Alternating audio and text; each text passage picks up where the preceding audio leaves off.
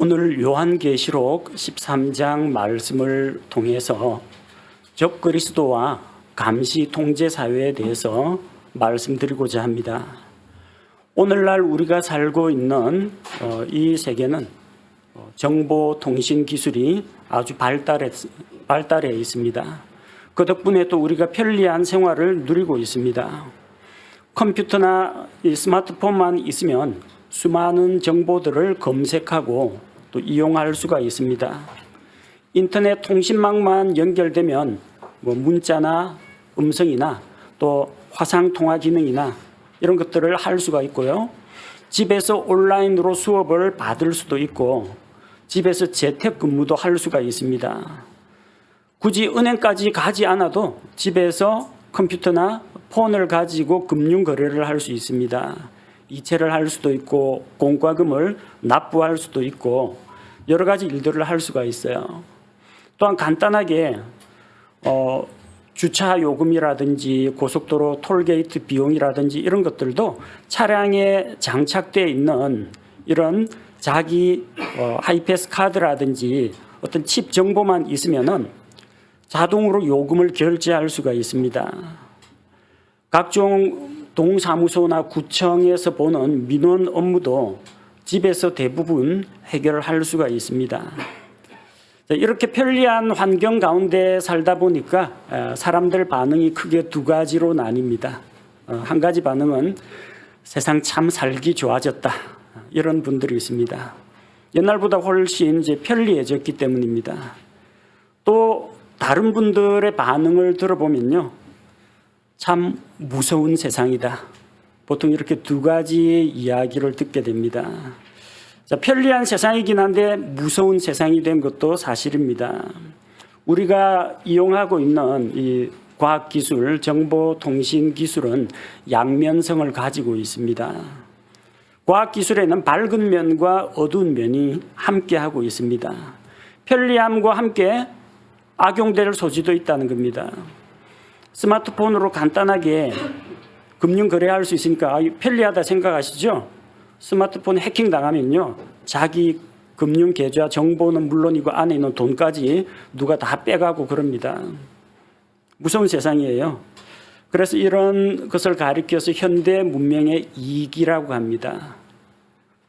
이자는 이로울 리자도 되고 날카로울 리자도 됩니다. 기는 이제 그릇기고요. 자, 편리하다. 그리고 이익이 된다. 이럴 때는 좋은 뜻이지만 예리하다라는 뜻을 같이 가지고 있어요. 편리하고 날이 잘 드는 도구입니다. 예리한 도구입니다. 그래서 그 예리함에 의해서 상처를 받을 가능성도 있다는 것을 우리가 잊지 말아야 합니다. 자동차 있으면 편리하죠. 먼 거리를 빠르게 자기가 갈 수가 있기 때문에 여러 가지 면에서 편리합니다. 병원 가거나 쇼핑하러 가거나 여행 가거나 자동차 있으면 편리하죠. 근데 교통사고의 위험과 대기 오염의 문제를 같이 안고 있다는 겁니다. 그래서 우리는 과학기술이 주는 그런 편리함에 대해서 무시해도 안 되겠지만 또 그것이 가지고 오는 위험에 대해서 무지해서도 안 된다는 겁니다. 많은 사람들이 현재 사용되는 정보통신 기술이 안고 있는 문제들에 대해서 걱정하는 한편 장차 누가 이 정보통신 기술을 장악하면은 세계를 지배하고 통제하는 데 악용되지 않을까 그렇게 염려를 합니다. 특별히 이 종말론에 대해서 관심이 있는 사람들은 적그리스도가 세상을 지배하고 감시하고 통제하는 수단으로 이런 기술들을 사용할 거라고 합니다.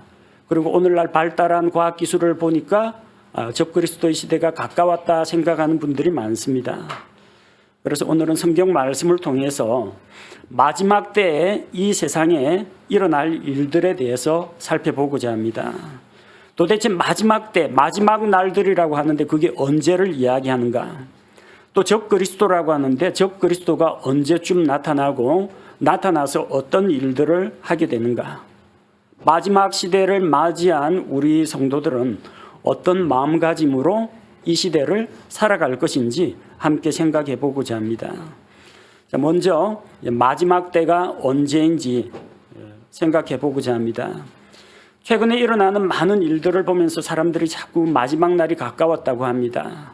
전에 없던 이상한 질병이나 바이러스가 등장하고요.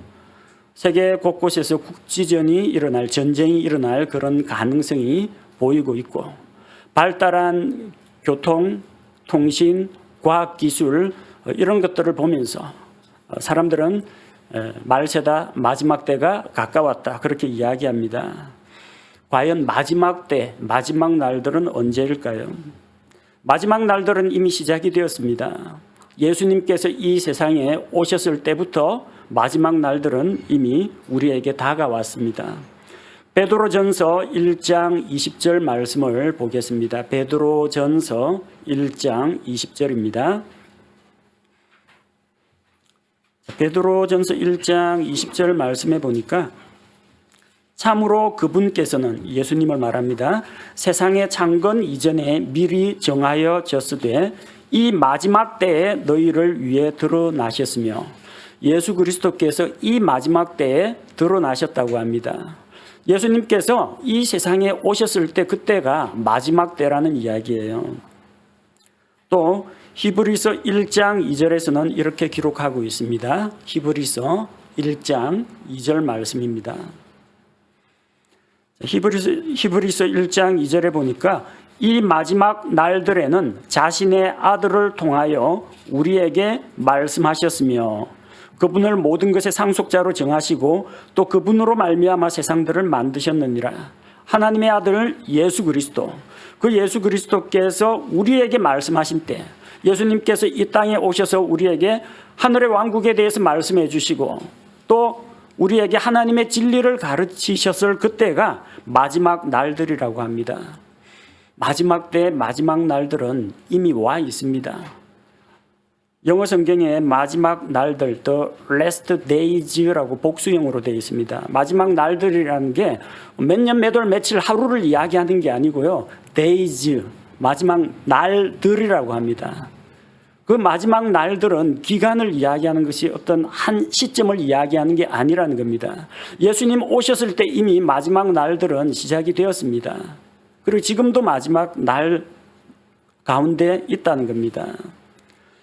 사도들 가운데 가장 마지막까지 남아있던 사도 요한은 자기가 사역을 하던 그 당시를 가리켜서 마지막 때라고 불렀습니다.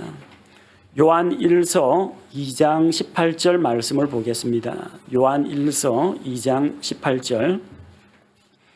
자, 요한이 뭐라고 말합니까? 요한 1서 2장 18절에서 어린 자녀들아 지금은 마지막 때니라.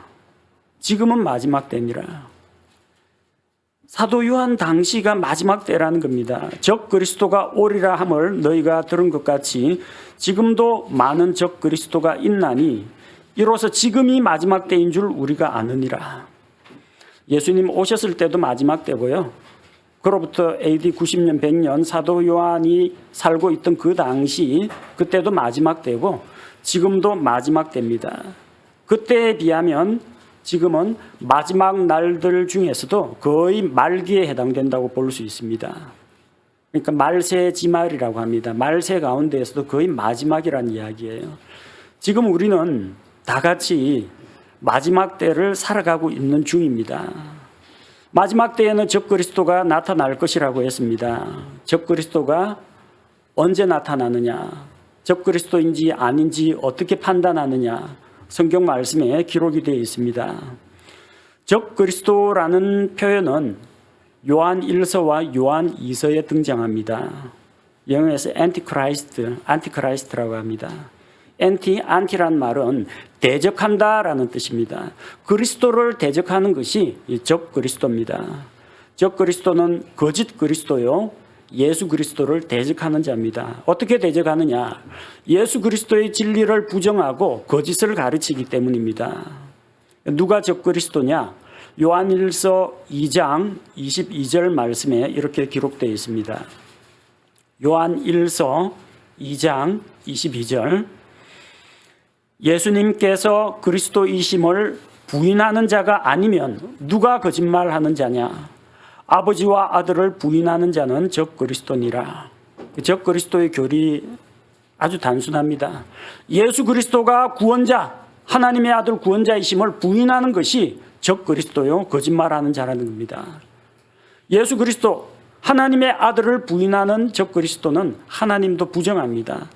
아버지와 아들을 부인하는 것이 적그리스도입니다.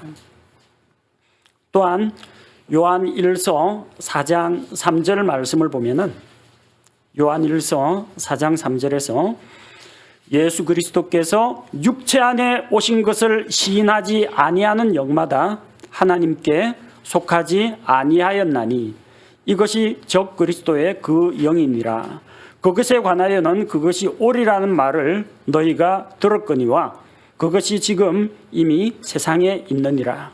사도 요한 당시에 이미 이 적그리스도의 영, 그리스도 예수를 부정하는 자들이 있었고 거짓 교리를 가르치는 자들이 있었다는 겁니다. 그들은 예수 그리스도께서 육체 안에 오신 것을 부정합니다. 하나님이신 예수 그리스도, 하나님의 아들 예수 그리스도께서 사람의 몸으로 이 세상에 오신 것을 부정하는 자가 적그리스도라는 겁니다. 이걸 부정한다는 것은 예수님의 처녀 탄생을 부정하는 겁니다. 예수님이 사람의 몸으로 오셨다는 것을 부정합니다. 예수 그리스도의 십자가 죽음을 부정합니다. 사람의 몸으로 오셨기 때문에 예수님이 피 흘리고 죽으심으로 우리 죄를 대속할 수 있는데 예수님이 몸으로 오신 사실, 육체로 오신 사실을 부정한다는 것은 예수님의 십자가 죽음을 부정하는 겁니다. 십자가 죽음을 부정하면 어떻게 됩니까? 죽음이 없으면 부활도 없습니다. 예수님의 부활도 부정하고 예수님 부활하지 못했으면 그리스도인들도 부활 못합니다. 따라서 우리 몸의 부활, 우리의 영원한 소망인 몸의 부활조차도 부정하는 겁니다. 이것이 바로 적그리스도의 영입니다. 이것이 바로 적그리스도가 가르치는 교리라는 겁니다. 적그리스도는 사도 요한 당시에도 있다고 했고 또 사도 요한은 적그리스도가 오리라고 했습니다. 조금 헷갈릴 겁니다. 적그리스도가 앞으로 오는 겁니까? 아니면 지금도 있는 겁니까? 예. 그래서 우리가 단수와 복수 구분을 잘 해야 됩니다. 적그리스도가 있고 많은 적그리스도들이 있습니다. 요한일서 2장 18절을 조금 자세히 보도록 하겠습니다. 요한일서 2장 18절. 요한일서 2장 18절에 보니까 어린 자녀들아 지금은 마지막 때니라 적그리스도가 오리라. 단수입니다. 적그리스도가 오리라 함을 너희가 들은 것 같이 지금도 많은 적그리스도들이 있나니. 여기 영어 성경에는 many antichrists 복수로 되어 있습니다. 단수로 되어 있는 적그리스도는 올 것이라고 했고요. 많은 적그리스도들은 지금도 있다고 했습니다. 그래서 이렇게 적그리스도들이 활동하고 있는 걸 보니까 지금이 마지막 때라고 사도 요한이 이야기한 겁니다. 그러면 지금도 적그리스도가 있으면 적그리스도들이 많이 있다고 했는데 그 중에 누가 여기 요한계시록에 기록되어 있는 세계 정부를 지배하고 온 세계를 다스리는 그 적그리스도냐? 이 적그리스도에 대해서는 있다라고 하지 않고 오리라 한 말을 너희가 들었다고 했습니다. 그 적그리스도는 올 것입니다. 그래서 지금도 수많은 적그리스도들이 예수 그리스도를 부정하고 예수님께서 몸으로 오셔서 우리 죄를 대속하신 것을 부정하는 적그리스도들은 많이 있는데 마지막 때에 온 세계를 지배하고 다스리는 그 적그리스도는 앞으로 오게 될 것이라는 겁니다. 단수와 복수를 잘 구분하시기 바랍니다.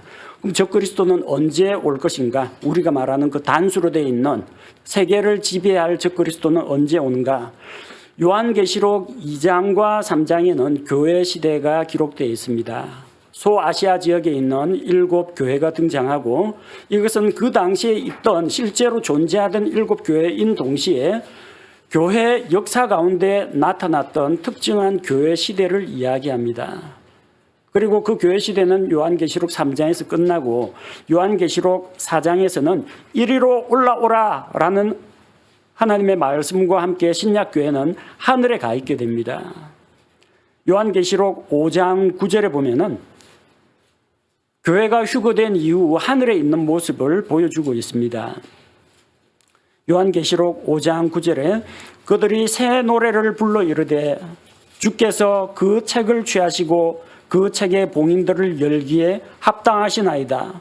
주께서 죽임을 당하시고 주의 피로 모든 족속과 언어와 백성과 민족 가운데에서 우리를 구속하사 하나님께 드리셨으며, 개역 성경에서는 요 구절이 우리를 구속하사가 아니라 사람들을 구속하사라고 되어 있습니다. 그럼 그 사람이 누군지 우리는 알 수가 없게 됩니다. 그러나 여기에 보면 우리를 구속하사, 그러니까 이 우리를 구속하사, 우리는 누구냐? 어린 양 예수 그리스도의 피로 구속받은 사람들입니다. 누구겠어요? 신약교회 성도들입니다. 요한계시록 5장 9절에 나오는 이 찬양은 셋째 하늘에 있는 하나님의 왕좌 앞에서 구원받은 신약 성도들이 드리는 찬양이라는 겁니다. 예수님의 피로 구속받은 자들이 드리는 찬양입니다. 교회가 이 땅에 있지 않고 하나님의 왕좌 앞에 가 있다는 이야기입니다.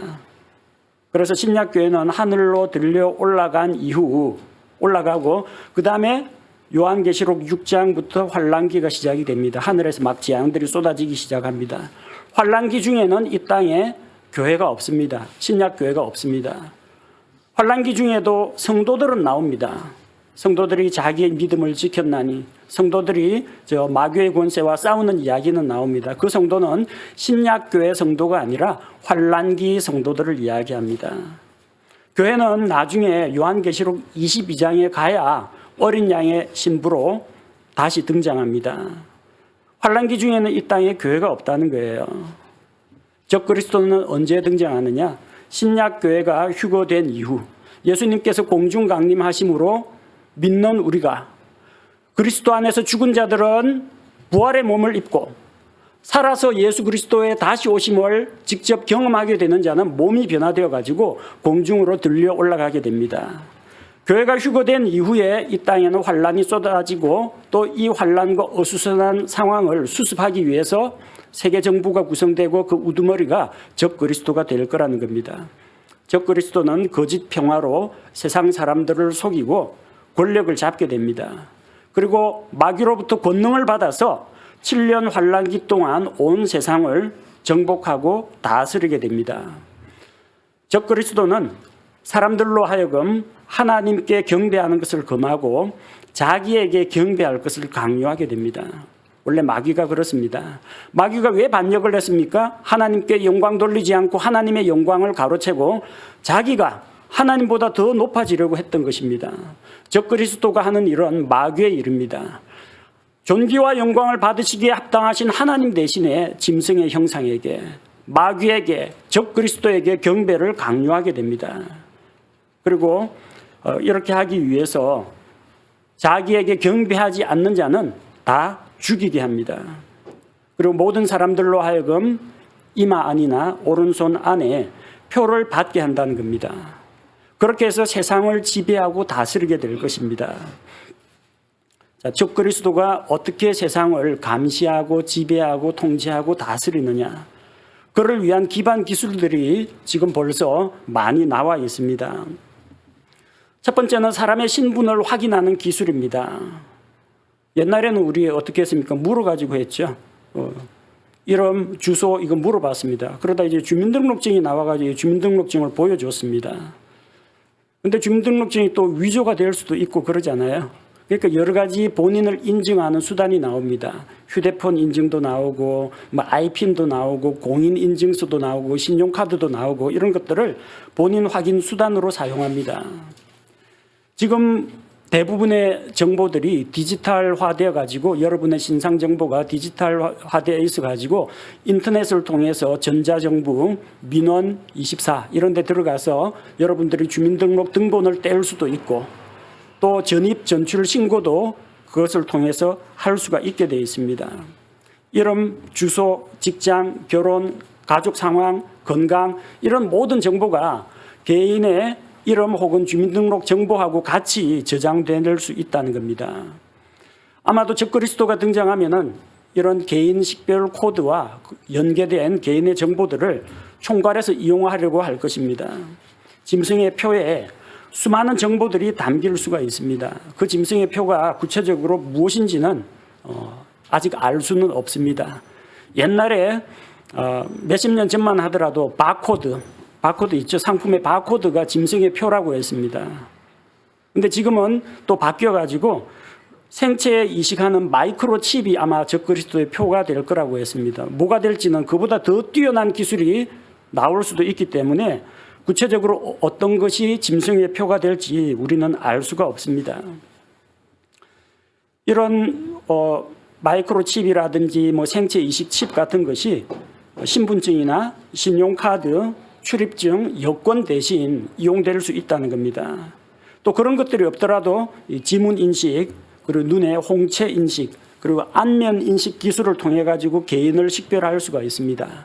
이런 정보들이 전 세계로 연결되는 정보통신망과 연결되면 세상 모든 사람들의 정보가 어떤 절대자의 손에 놓여가지고 이용당하고 지배당하고 조종당할 수가 있다는 겁니다. 주변에 있는 뛰어난 우리 정보통신 기술들을 보면은 정말 이런 일이 멀지 않았다는 것을 알 수가 있습니다. 두 번째는 식량 배급을 통제하게 될 겁니다. 환란기 때에는 하늘에서 쏟아지는 재앙으로 인해서 먹을 것이 부족해집니다. 요한계시록 6장 6절에 보면요. 계시록 5장에서는 이제 신약 성도들이 하나님의 왕좌 앞에서 찬양을 하는데 계시록 6장 6절에 보면은 하늘로부터 재앙이 쏟아집니다. 그 결과 6절에 보니까 또 내가 들으니 내 짐승의 한가운데서 한 음성이 이르되 1데나리온의 밀 한 대요 1데나리온의 보리 석대로다.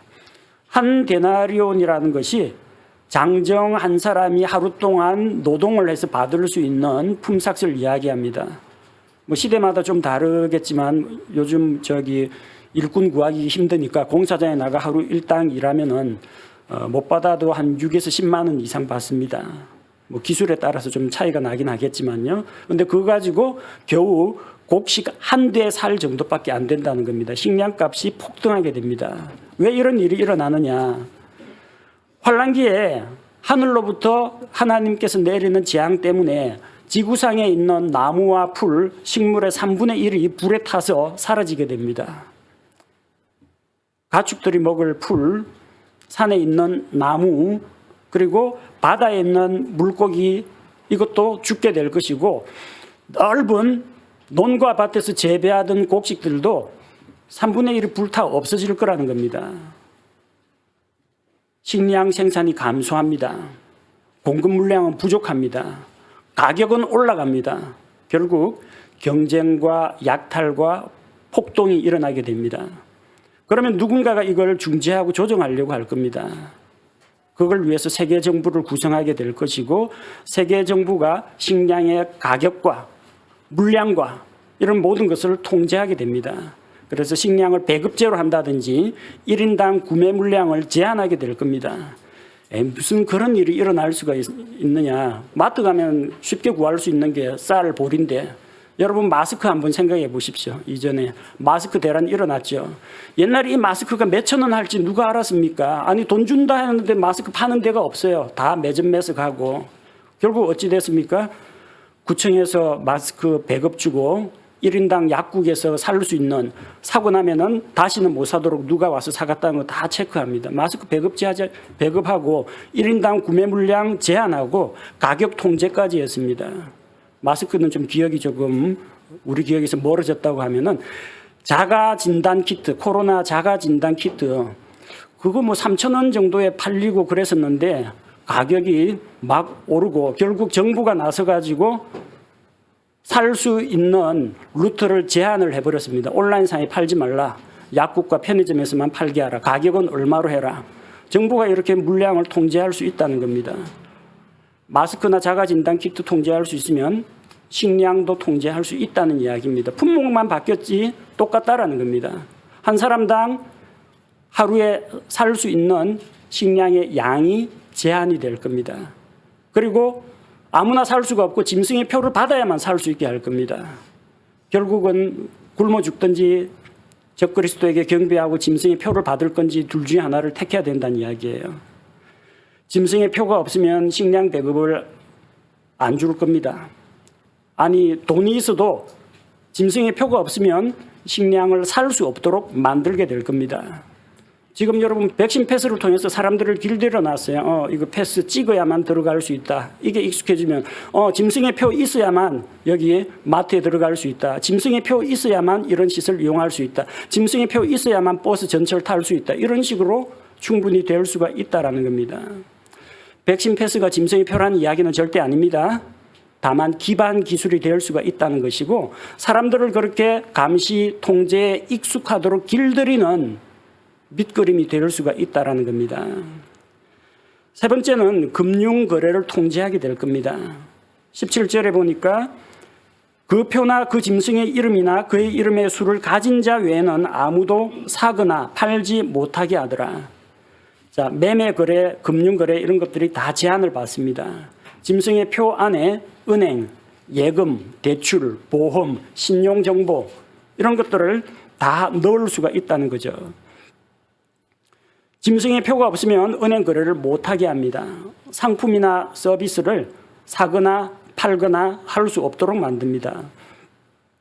지금 세상이 많이 바뀌어가지고 현금 없이 거래하는 것이 가능합니다. 옛날에는 집에서 나설 때 적어도 1,000원짜리 몇 개 하고 또 전화 걸지 모르니까 동전, 공중전화기에 동전 넣어야 전화가 되니까 동전 넣고 그다음에 버스 타려면 회수권, 토큰, 버스표 넣고 그래야 안심이 돼가지고 밖에 나다녔습니다. 지금은 다 필요 없고 휴대폰 들고 다니거나 신용카드 갖고 다니면 다 해결이 되는 그런 추세입니다. 대부분의 물건은 뭐 많이 사건 적게 사건 신용카드 결제가 가능한 상태입니다. 버스, 지하철 요즘 현금 내고 타는 사람은 그리 많지 않습니다. 뭐 티머니를 사용하든지 버스카드를 사용하든지 아니면 신용카드를 찍고 버스 요금, 택시 요금 결제 가능합니다.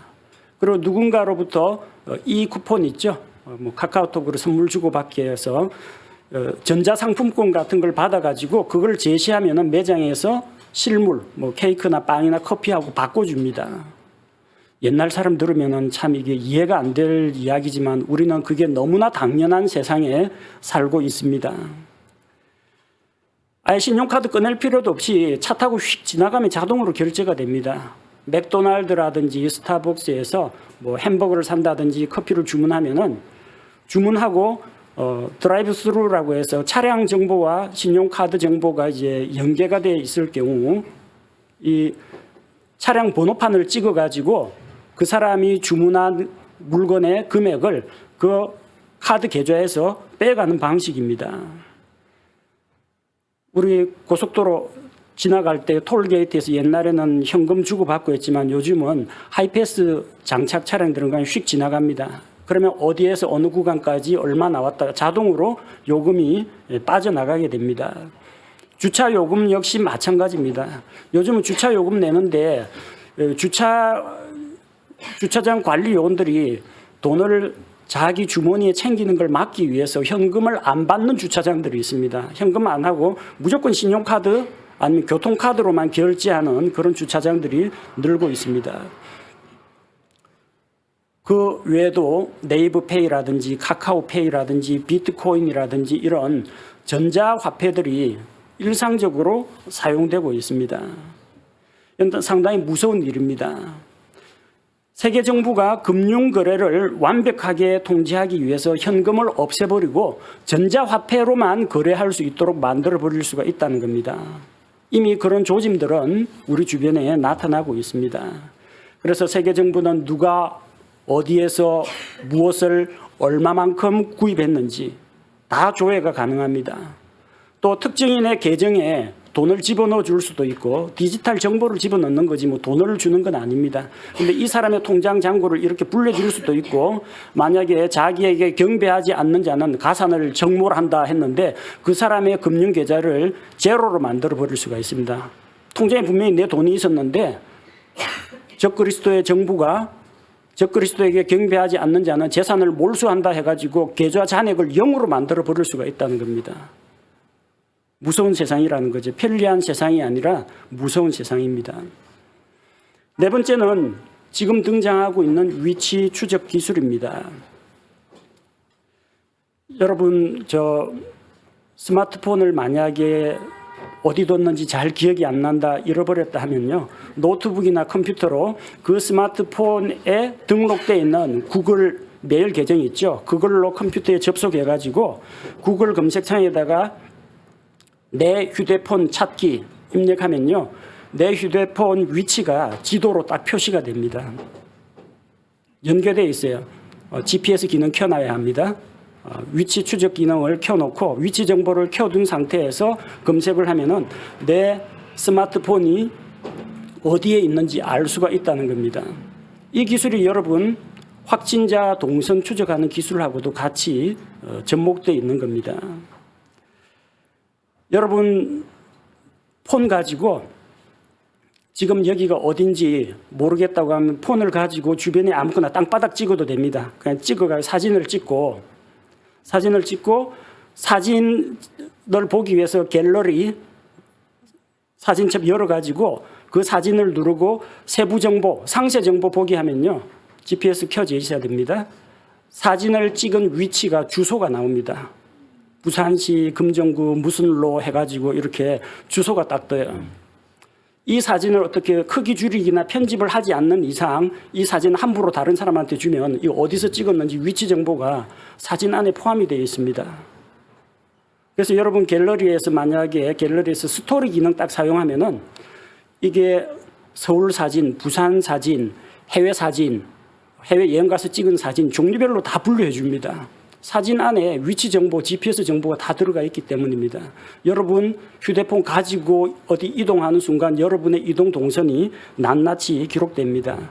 그 동선 확인하려거든요, 컴퓨터에서 구글 지도로 들어가거나 아니면 여러분 스마트폰 앱에서 구글 지도 들어가가지고 내 타임라인이 있습니다. 내 타임라인. 내가 지나온 시간 동안의 역사를 볼 수가 있는데 내 타임라인 선택하면은 몇 년 몇 월 며칠 내 이동 동선이 전부 다 빨간 줄로 어느 동에 갔고 어느 전철역에서 갔고 이게 다 선으로 다 연결됩니다. 여러분 이동한 그 방대한 데이터가 대한민국만 그런 게 아니라 전 세계의 사람들이 구글 이용하는 사람들 그런 정보가 방대한 데이터가 다 수집이 되고 있다는 이야기입니다. 물론 거부할 수도 있습니다. GPS 꺼버리고 위치 정보 안 쓴 뭐 이런 거 하면은 노출은 안 되겠죠. 근데 내비게이션, 차량 내비게이션, 폰을 가지고 내비게이션 쓰는 사람들이 GPS를 안 쓸 수가 없어요. 켜놓는 순간 여러분의 위치, 이동 동선이 다 나옵니다. 그래서 나중에 방역당국에 내가 어디 간 적이 있다 없다 거짓말해도 소용없습니다. 이걸로 조회하면 다 나와요.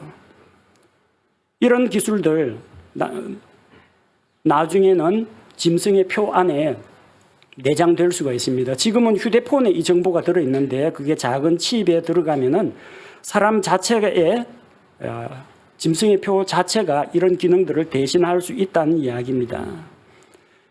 현재 위치 추적 기술이 꼭 나쁘다고 볼 수는 없습니다. 가출 청소년 찾기라든지 혹은 정신지체 장애가 있는 사람들, 뭐 집 나간 사람들 찾을 때라든지 유괴당한 아이, 실종자 수색, 범죄자 추적, 다양한 용도로 사용이 됩니다. 좋게 쓰면 좋게 쓸 수가 있지만 악용하고자 하면 얼마든지 악용할 수가 있다는 겁니다.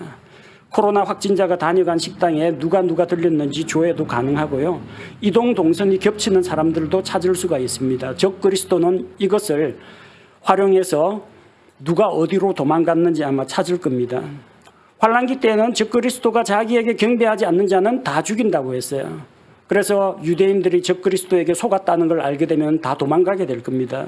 마태복음 24장 16절 18절에 보면은 마태복음 24장 16절에서 18절을 보면은 적그리스도의 환난과 핍박을 피해서 유대인들은 도망치게 됩니다.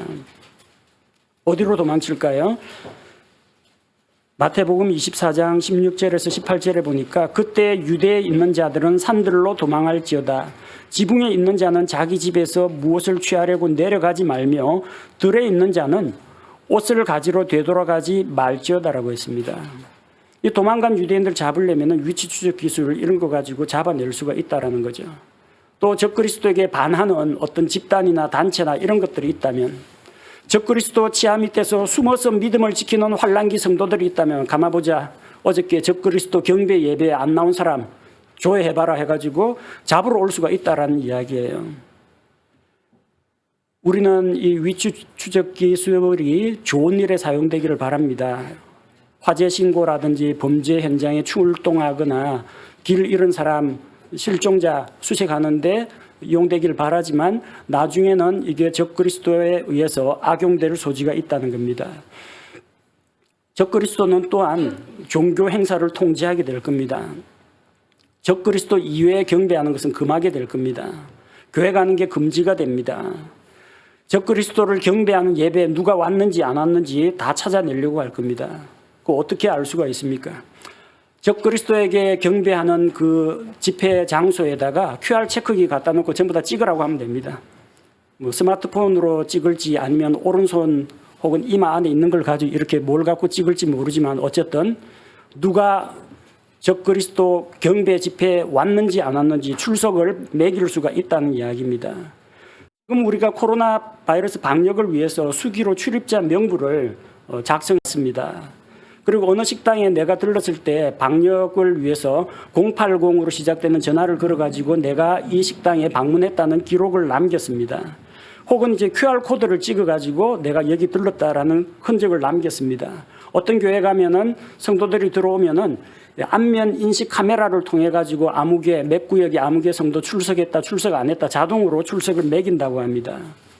지금은 우리가 누가 어디에 다녀갔다라는 용도로 사용되겠지만 나중에는 누가 안 왔느냐 요거 잡아내는 수단으로도 사용될 수가 있다는 겁니다. 짐승의 표와 CCTV와 안면 인식 기술과 지문 인증 시스템과 사물 인터넷 이런 것들을 다 연결하면은 누가 적그리스도에게 경배하는 사람인지 누가 번번이 적그리스도 예배에 빠지는 사람인지 다 알아낼 수가 있다는 이야기예요. 그래서 도망가거나 피하거나 숨기가 힘들어집니다. 16절 말씀을 보면요. 이 짐승의 표를 누가 받느냐.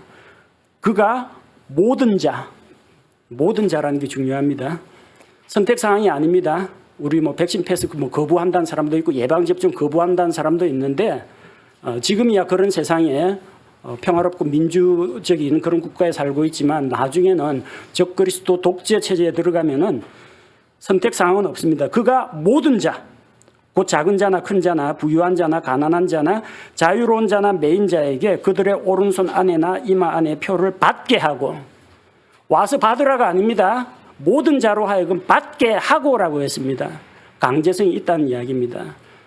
강제로 체포해가지고 받게 할지 아니면 짐승의 표 없이는 매매도 생활도 사회생활도 직장도 아무것도 못하게 만들어 놓고 안 받을 수 없게 만들지 모르지만 어쨌든 강제성이 있다는 이야기입니다. 그래서 사람들 가운데는 짐승의 표를 만약에 강제로 받았다면 나 이 표를 쓰지 않고 적그리스도에게 추적당하지도 않고 도망가겠다는 사람은 어떻게 하면 되겠어요? 오른손을 찍어버리는 사람이 나온다는 겁니다. 마태복음 5장 30절. 자, 마태복음 5장 30절에 이런 말씀이 기록되어 있습니다. 만일 내 오른손이 너를 실족하게 하거든 그것을 찍어 내게서 내버리라. 내 지체 중에 하나가 없어지고 내 온몸이 지옥에 던져지지 않는 것이 내게 유익하니라. 아니, 도대체 어떤 무서운 죄길래 오른손을 찍어버리면서까지 어쨌든 지옥 안 가려고 이렇게 애를 쓸까요? 이게 아마 도박은 아닌 것 같습니다. 도박하면 도박 안 하려고 오른손 찍어봤자 왼손 가지고도 얼마든지 도박을 할 수가 있고 아니면은 나중에 도박장 가서 슬로트 머신이라든지 기계 갖고도 도박을 할 수 있기 때문에 도박 같은 건 아닙니다. 주먹질? 이것도 아닌 것 같고 살인? 이것도 아닌 것 같고 오른손하고 연관된 겁니다. 이 오른손이 만약 범죄를 하게 되면은 지옥에 가는 겁니다. 적그리스도에게 경배하고 짐승의 표를 받는 자는 다시는 볼 것 없이 영원한 꺼지지 않는 불에 들어간다는 겁니다. 그래서 만약에 자기 의사와 반해가지고 강제로 받았다면은 위치 추적도 피하고 적그리스도의 박해를 피하기 위해서 오른손을 찍어버리는 사람도 나올 수가 있습니다. 암울한 이야기만 계속하고 있습니다. 여러분, 우리 지금 매스미디어를 통해서 많은 사람들에게 대량으로 정보를 전달하는 게 가능한 세상입니다. 신문, 방송, 뭐 유튜브 채널 이런 것들을 이용해서 정보 전달이 가능합니다. 근데 문제는 뭐냐면은 안 보는 사람이 있다는 겁니다. 신문 안 보는 사람. 어제 뉴스 봤냐? 나 뉴스 못 봤다. 이런 사람이 나오거든요. 그런데 지금 가지고 있는 정보통신 기술은 개별적으로 모든 사람에게 맞춤형 정보를 제공하는 게 가능합니다. 신기하게도 집에 있으면은 어떤 사람에게는 문자가 날아옵니다. 몇 월 며칠 어느 식당 방문하신 분 알아서 보건소에서 검사 받으시기 바랍니다. 연락 옵니다. 안 받으면 방역법 위반으로 체포당합니다. 내가 그 식당 갔다 온 거 어떻게 알았지? 내 전화번호는 어떻게 알았지? 섬찟한 생각이 듭니다. 근데 중앙정부에서 다 알고 있습니다. 개별 문자 통보합니다. 차량을 타고 어떤 그 시 경계, 도 경계를 넘어가면 해당 지자체 보건소에서 꼭 문자가 날아옵니다. 해당 지역 뭐 오늘 뭐 양산에 확진자가 얼마 발생했고 쭉 올라가면은 도시를 지날 때마다 계속해서 보건소에서 재난 문자가 날아옵니다. 내 차량이 어디를 지나고 있는지 휴대폰에 기지국과 교신한 정보를 가지고 해당 위치 지나는 모든 차량, 아니 모든 휴대폰에다가 그 정보를 전달해 준다는 겁니다. 정치인들, 기업인들 빅데이터 하면서 수많은 정보를 수집해 가지고 그중에서 자기가 원하는 데이터만 선별해서 홍보 그리고 광고 문구 이런 걸 보냅니다. 적그리스도는 매스미디어 정도가 아니라 이런 개별 각 개인의 폰에 바로바로 어떤 문자를 보내 가지고 사람들의 행동을 규제하고 지시를 내리게 된다는 겁니다. 이런 시대에 우리가 지금 살고 있습니다. 지금 정보통신 기술이 이렇게 발달해 있지만 문명의 이기라고 했죠. 언젠가는 그 날카로움에 우리 손을 뵐 날이 오게 됩니다. 지금 나와 있는 이 정보통신 기술은 장차 앞으로 적그리스도가 세계를 지배하고 감시하고 통제하는 그런 기반 기술이 될 것입니다. 그러나 성도 여러분 걱정하지 마십시오. 지금까지 들었던 무서운 세상이구나. 이거 말고 우리는 성경 말씀 가운데서 위로와 소망을 찾아야 합니다. 지금은 말세지말이라고 합니다. 시계로 따지면 종말이 밤 12시라면 지금 한 11시 55분 정도 온 것 같습니다. 지금 말세지말에 이런 암울한 세상에서 개인의 정보가 낱낱이 까발려지고 나도 모르는 사이에 내 정보가 수집되고 조작되고 관리 통제되고 있는 이런 상황에서 우리가 믿고 의지해야 할 것은 과연 무엇인지 성경 말씀을 통해 위로받고자 합니다. 첫째, 여러분 이런 종말에 대한 이야기, 적그리스도 이야기, 666 짐승의 표 이야기 듣더라도 절대로 두려워하지 마시기 바랍니다. 마지막 날들의 환란에 대해서 우리는 두려워할 필요가 없습니다. 왜냐하면 지금 이 세상에서 일어나는 환란과 핍박은 세상이 예수님을 믿는 그리스도인들을 핍박하는 핍박입니다. 그 환란이에요. 그러나 마지막 때 7년 환란기 그 환란은 어떤 환란이냐면 하나님께서 믿지 않는 죄인들을 향하여 믿지 않는 세상을 징계하시는 하나님이 심판하시는 환란이라는 겁니다. 믿는 그리스도인을 향한 환란이 아니라 죄 많은 세상을 향한 하나님의 진노의 심판이라는 겁니다. 예수님의 피로 죄 용서받고 구원받은 성도들은 하나님의 진노의 심판, 환란을 겪지 않습니다. 우리에게 주시는 하나님의 약속의 말씀을 찾아보겠습니다. 데살로니가 전서 5장 9절 말씀입니다. 데살로니가 전서 5장 9절. 데살로니가 전서 5장 9절에 보니까 하나님께서는 우리를 진노에 이르도록 정하지 아니하시고 우리 주 예수 그리스도로 말미암아 구원을 얻도록 정하셨느니라. 마지막 날의 환란은 죄 많은 세상을 향한 하나님의 진노입니다.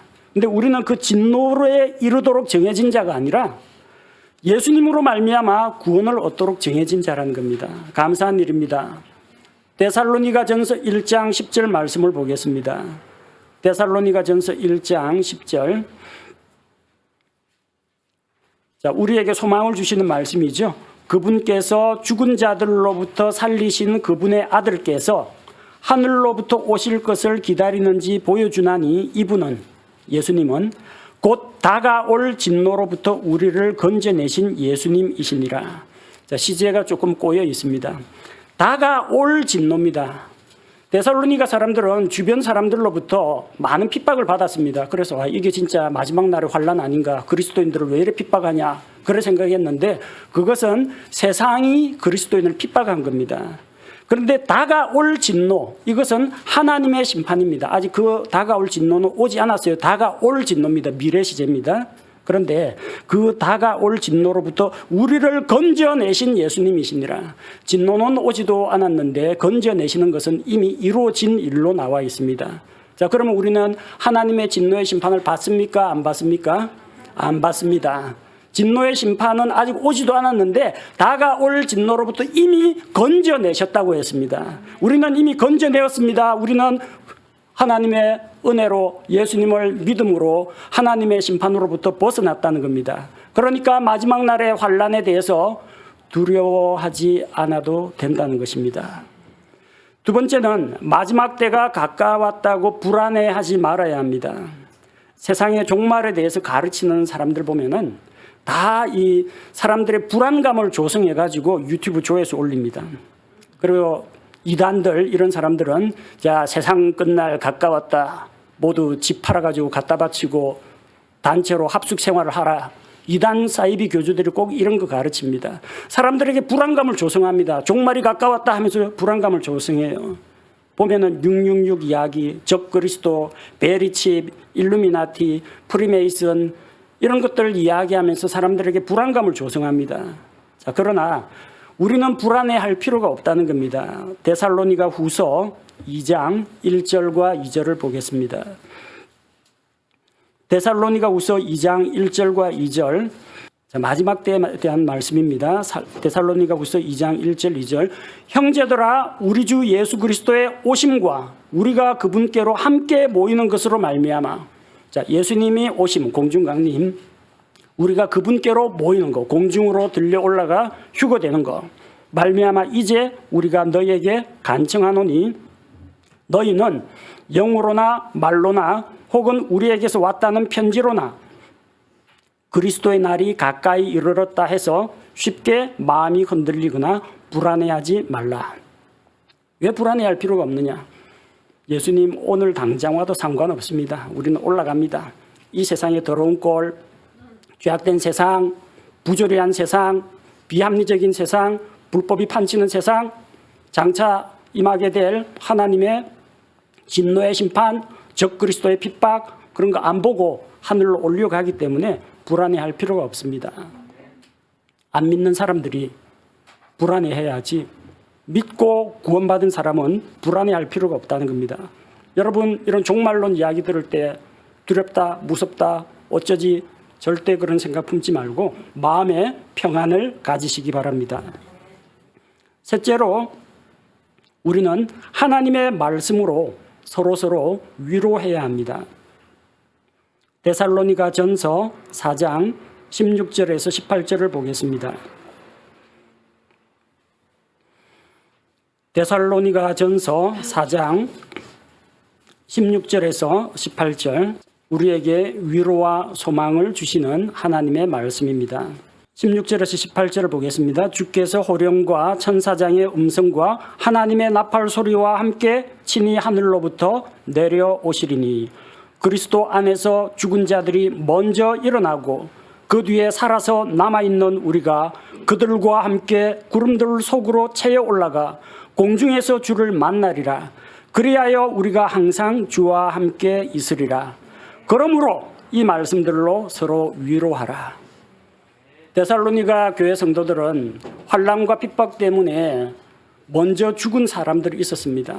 그래서 그 죽은 자들 때문에 어떡하나 슬퍼했는데 바울은 데살로니가 교회 성도들에게 두려워하지 말고 불안해하지 말고 소망을 가지라고 합니다. 왜? 그리스도 안에서 죽은 자들은 예수님 공중 강림하실 때 몸이 부활하게 되고 살아있는 우리는 몸이 변화가 되어서 예수 그리스도 계신 공중으로 올라가서 예수님께서 하늘에 예비하신 처소, 내 아버지 집에 거할 곳이 많도다. 내가 너희를 위하여 처소를 예비하러 간다. 바로 하늘에 있는 처소로 우리를 데려가실 것이기 때문에 이 마지막 날들이 있다는 거, 예수님 다시 오신다는 거, 여기에 대해서 우리가 이 말씀들로 서로 위로하라고 했습니다. 두려워하거나 불안해할 것이 아니라 서로서로 위로해야 합니다. 네 번째로 우리 주님께서 다시 오시는 날을 소망 중에서 기다려야 합니다. 디도서 2장 13절 말씀을 보겠습니다. 자, 우리가 기다리는 날은 어떤 날입니까? 디도서 2장 13절에 저 복된 소망과 위대하신 하나님 곧 우리의 구원자 예수 그리스도의 영광스러운 나타나심을 기다리게 하셨느니라. 예수님 다시 오시는 날은 죄인들에게는 무서운 두려운 심판과 형벌의 날이지만 예수님을 믿고 구원받은 성도들에게는 복된 소망의 날이라는 겁니다. 그날 우리는 영광스러운 부활에 몸이 영화롭게 변화되는 그런 경험과 함께 하늘로 올려가게 될 것이며 그리스도와 같은 형상을 닮은 자로서 주님과 함께 영원한 영광에 들어가게 될 것이기 때문입니다. 이 날은 복된 소망의 날입니다. 그래서 소망 중에 주님 다시 오시기는 그날을 우리는 기다리고 있어야 합니다. 예수님을 믿고 구원받은 교회, 신약교회 성도들은 환난기가 오기 전에 공중으로 휴거가 됩니다. 따라서 우리는 적그리스도와 만나려고 해야 만날 기회가 없습니다. 만날 일도 없는 적그리스도, 또 우리가 마주치지 않을 짐승의 표에 대해서 연구할 필요가 없다는 이야기입니다. 많은 사람들이 적그리스도 이야기 나오면 귀가 솔깃합니다. 짐승의 표가 무엇이냐, 이게 바코드냐, 베리칩이냐, 생체 20칩이냐, 이거 가지고 연구를 합니다. 여러분, 적그리스도는 우리하고 만날 일 없어요. 우리는 공중으로 올라가기 때문에 짐승의 표 받을래야 받을 기회가 없어요. 종말론 이야기하는 사람들은 종말에 대해서 관심을 갖고 있습니다. 이런 종말론과 이런 방향의 생각들, 이런 가르침들은 적그리스도에게 주목하게 하고 세상 말세 종말에 대해서 주목하게 하고 이런 쪽의 가르침은 성경적으로 건전하지 못합니다. 우리는 만날 일이 없는 적그리스도가 아니라 만나 뵙게 될 그리스도에 관심을 가져야 됩니다. 적그리스도 연구할 필요가 없고 내 구주 예수를 더 알기 원하네. 예수 더 알기 원하면, 예수님 더 알기 원하면 날마다 예수님을 더 알기를 원해야지 만날 일도 없는 멸망받을 적그리스도에 대해서 우리가 자세히 알아야 할 필요가 없다라는 이야기입니다. 종말에 대해서 관심이 있습니까?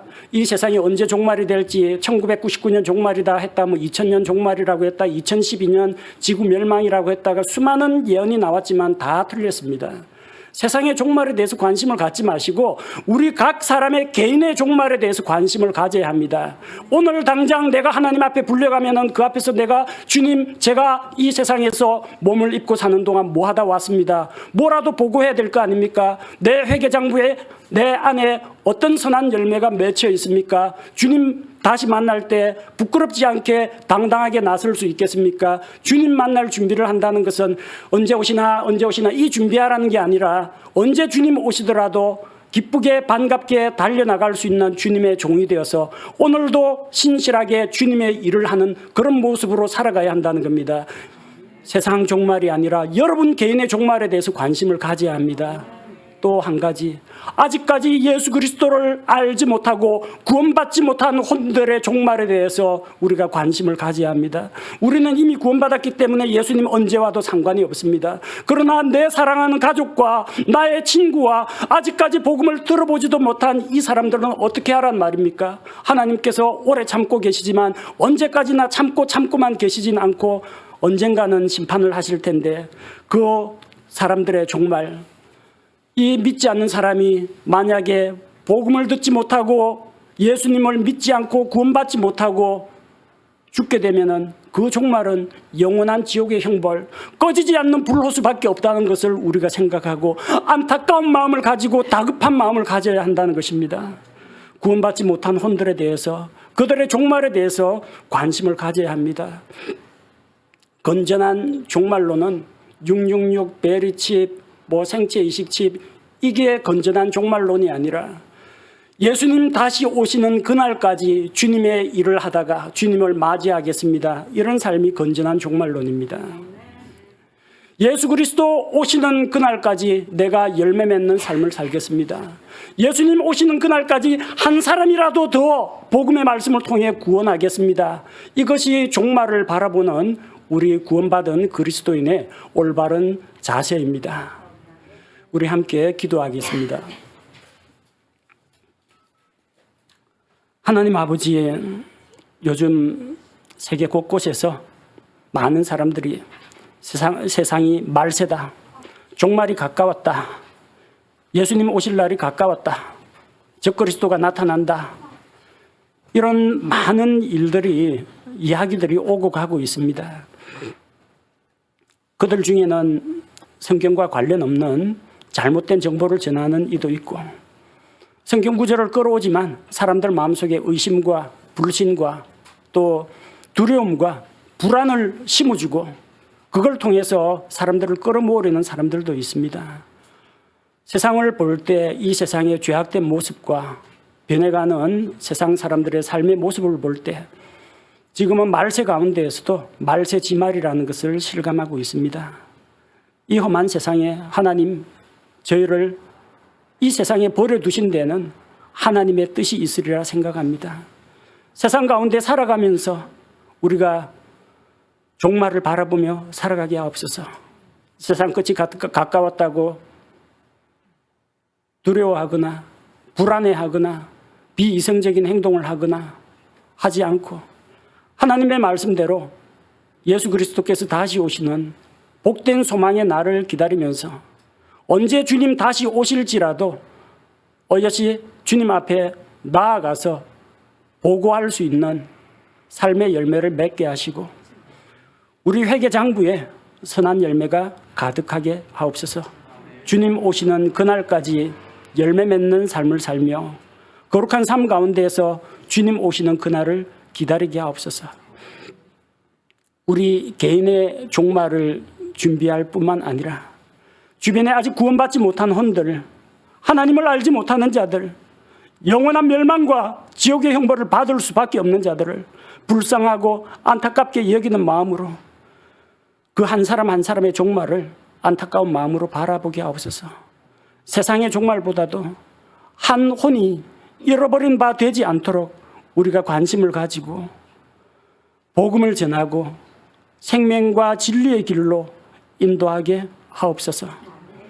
이미 많은 적그리스도들이 이 세상에 활동하고 있고 또 장차 이 세계는 적그리스도가 와서 지배하고 다스리는 세계가 될 것입니다. 하지만 그 이전에 예수님 공중으로 오셔서 그리스도 안에서 죽은 자들과 예수님을 믿고 구원받은 살아있는 모든 성도들을 데리고 영원한 하늘의 처소로 데려가신다는 것을 믿고 감사를 드립니다. 언제 주님 다시 오실지 우리 알 수 없으나 항상 믿음 가운데 정신 차리고 깨어있게 하시고 주님 다시 오시는 그 기쁨과 영광의 복된 날을 소망 가운데 기다리게 하옵소서.